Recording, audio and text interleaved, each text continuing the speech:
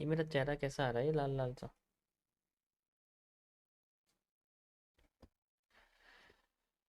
Okay, चलो शुरू करते हैं आज का टॉपिक।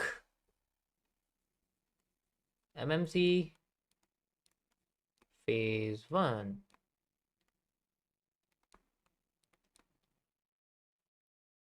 और आज आपका टॉपिक है वॉल्यूम एनालिसिस का double supply and double demand. Volume analysis, ठीक है। और यहाँ पर यूज़ होगा डबल सप्लाई एंड डिमांड, ठीक है। तो वैसे तो सप्लाई समझ लोगे तब भी कोई इशू नहीं है, पर डिमांड भी मैं साथ के साथ समझा दूंगा। वैसे दोनों सेम ही है, मिरर मार्केट है तो मिरर तो हम कह ही सकते हैं, ठीक है। अब कैसे, how we use the double supply, ठीक है। अब अगर आप यहाँ ध्यान से देखोगे तो कभी कभी मार्केट में क्या होता है कि कोई भी स्ट्रक्चर हमारे सामने, ठीक है, कोई भी अगर स्ट्रक्चर है, ठीक है, तो अगर उसका कोई भी वॉल्यूम खत्म हो जाए, अगर उसका वॉल्यूम खत्म हो जाता है मतलब नीचे जाए ऊपर जाए, मैं आपको वॉल्यूम के नाम से बोलूंगा, पहले वर्ड्स आपको याद रखना पड़े, जैसे होते हैं डिक्शनरी में वर्ड्स होते हैं, आपको वर्ड्स अच्छे से याद करने पड़ेंगे। तो अगर वॉल्यूम खत्म हो जाए, सप्लाई भी हो सकती है डिमांड भी हो सकती है, तो उस कंडीशन में मार्केट अपने आप को रिवर्स करनी चाहिए। जैसे कि सप्लाई के केस में है, मैं आपको सप्लाई के बारे में बताता हूँ पहले, कि अगर सप्लाई फिनिश हो जाए, हमने किसी जगह से मेज़र करी हुई है और हम चाहते हैं कि हमारी जो सप्लाई है, मार्केट आराम से ऐसे मूव कर रही है, ऐसे मूव कर रही है, ऐसे मूव कर रही है, ठीक है। और फिर एकदम से हम लोग यहाँ से इसको ऐसे सप्लाई मेज़र करते हैं और यहाँ से लेके यहाँ तक की सप्लाई जो है वो लगा देते हैं, यही तो होता है, बिल्कुल। अब अब यहाँ पर जब मार्केट आती है तो आते आते मार्केट को अपने आप को थोड़े बहुत मूवमेंट देनी पड़ती है, अच्छी सी आती है, थोड़ी बहुत ऊपर जाती है, ठीक है, ऐसे कर करके कंटिन्यूशन करने शुरू कर देती है। भी इजीली नो कैसे वो काम करती है, ठीक है। तो यहाँ आके उसको क्या करना चाहिए, जनरली अपने वाले पैटर्न नहीं देने चाहिए, कि जैसे कि यहाँ पर मार्केट आई, ठीक है, और हमें पता लगा इससे पहले जब मार्केट उठी थी तो यहाँ पर मार्केट में एक हैमर आया था या हैंगिंग मैन आया था, उसके बाद एक एनगल्फिंग हो गई थी और फिर मार्केट अपने आप को कंटिन्यू करके चली गई थी। जनरली किसी भी जगह पे जब डिमांड क्रिएट होती है तो हम लोग इस चीज़ का वेट करते हैं, लेकिन कभी कभी क्या होता है कि यहाँ पर ये पैटर्न बनता ही नहीं है। यहाँ ये मार्केट की कैंडल जो है वो रुकती ही नहीं है, यहाँ पैटर्न बनाती नहीं और डायरेक्ट नीचे आने लग जाती है। जब ऐसा होता है, जब ऐसा हो जाता है तो मार्केट में हम अपनी सप्लाई को उठाकर डबल कर देते हैं।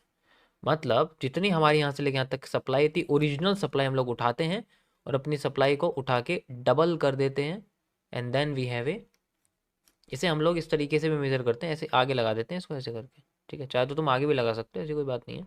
और फिर उसके बाद हम लोग अपनी सप्लाई को डबल करके मार्केट में अपने मूव को कंटिन्यू करते हैं, for waiting the same structure, जिसका हम वेट यहाँ पर कर रहे थे उसी का वेट अब हम यहाँ पर करते हैं, ठीक है।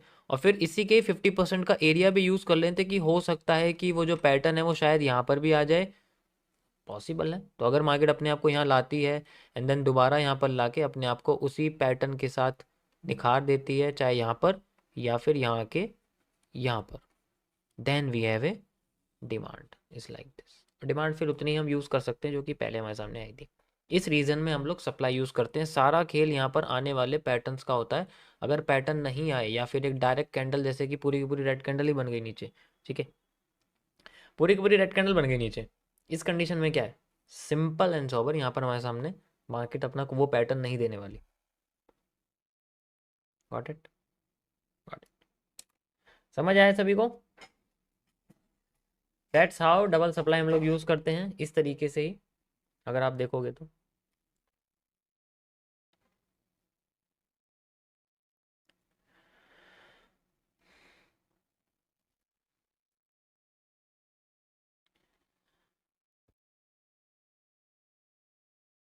अब बस इसके ऊपर प्रैक्टिस के ऊपर डिपेंड करता है, आप इसको कैसे आइडेंटिफाई करते हो कैसे नहीं करते।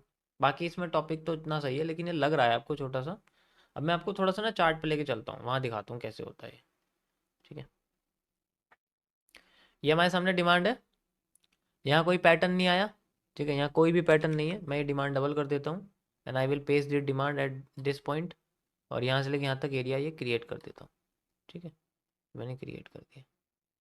क्यों करा मैंने? क्योंकि मुझे यहाँ पर कोई भी ऐसा पैटर्न नहीं मिला जो मुझे यहाँ मिल रहा था, जो मुझे यहाँ मिल रहा था, मुझे ऐसा कोई पैटर्न यहाँ मिला ही नहीं।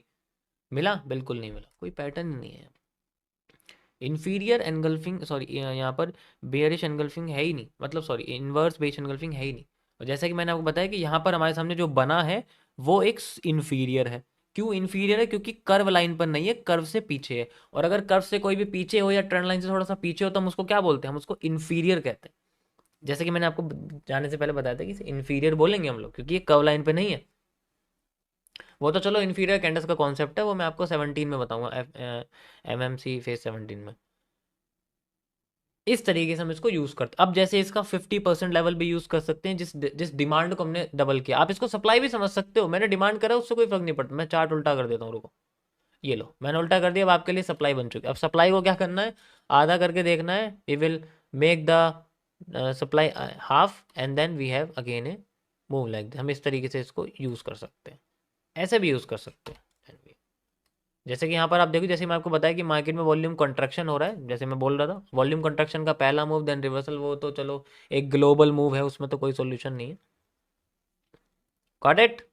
इस तरीके से हम लोग सब डबल सप्लाई डबल डिमांड को यूज़ करते हैं।